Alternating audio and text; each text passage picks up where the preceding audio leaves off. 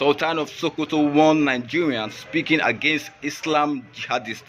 What's your take on that? Thank you so much. I like this topic so much because we have been speaking, hammering and harping on the fact that Sultan of Sokoto is playing religious game, in Nigeria. He doesn't want to turn it up that Islam is the problem that Nigeria began to have early 18th century with invasion of Ottoman Danfodio from Futajelo Highland with all his kings or clansmen. This time around, it is too obvious to us to understand the reason why the Hausa natives are neglected over the years in the north.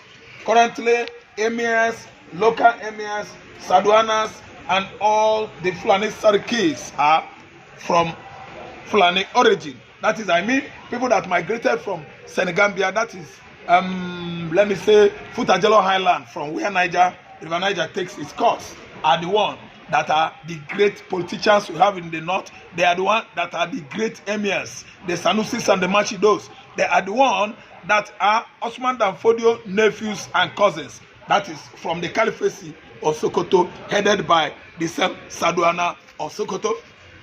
Do you see what he's saying?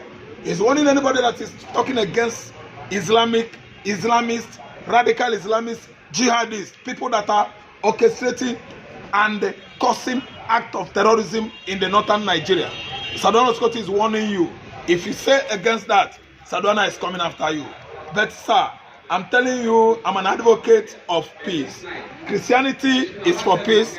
Christianity is God coming down to earth in the likeness of man. That's in the likeness of our Lord Jesus Christ. But you that is supporting anybody to kill, to arrest anybody that's speaking against Islam, jihadists, let me tell you, we have this for you.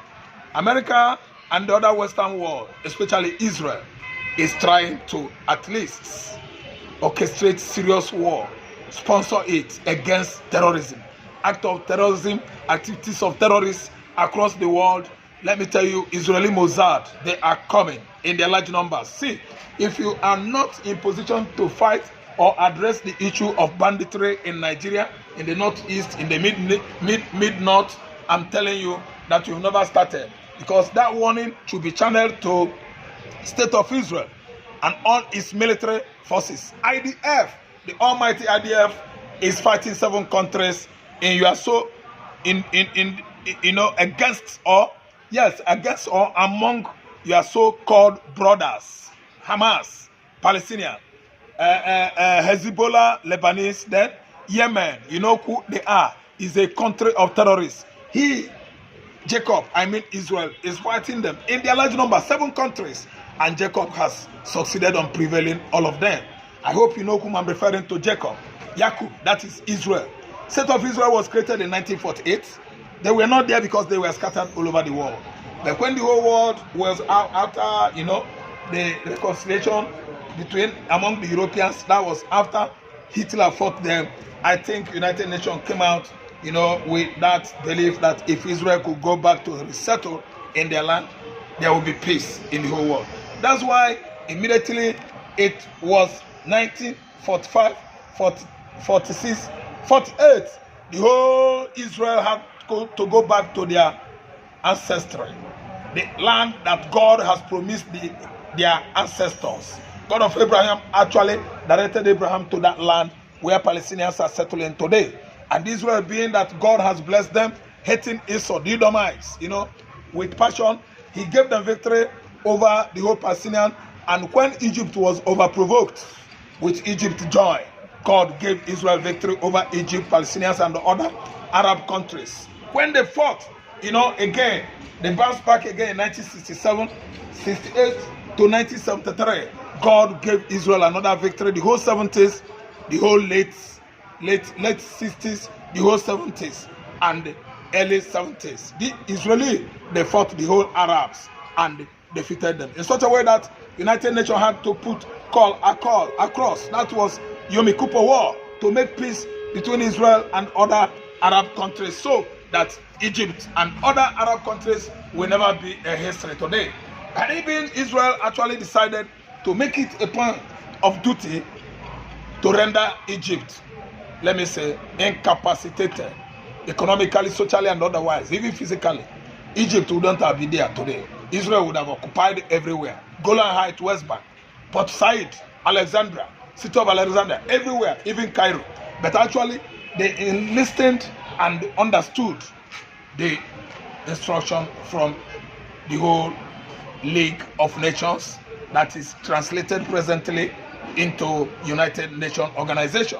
They obeyed them, and the Yom Kippur War ended, and Israel carried the day again, which is why presently it doesn't remove Benjamin any iota of hair on his skin to fight 42 Arab states, and is going to prevail on them. He's prevailing right now when he struck Iran within a twinkle of an eye. Iran began to shout, panting, yelling that Israel is using voodoo. Yes, diabolic power. Not knowing that God of Israel is the head of all diabolic power. Not knowing that God of Israel is the head of principalities and powers. Not knowing that God of Israel controls witches and wizards. That's why before they could wake up, all their military generals, their military commanders, all their military bases in Iran were set ablaze, and everything turned into burning inferno. I'm telling you that time has come for Israel to actually refine themselves and prove themselves that God has actually chosen them all over the world.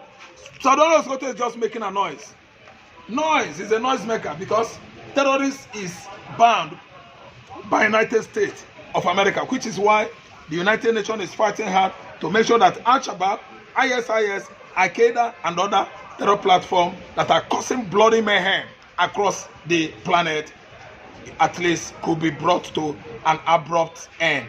Very, very sudden.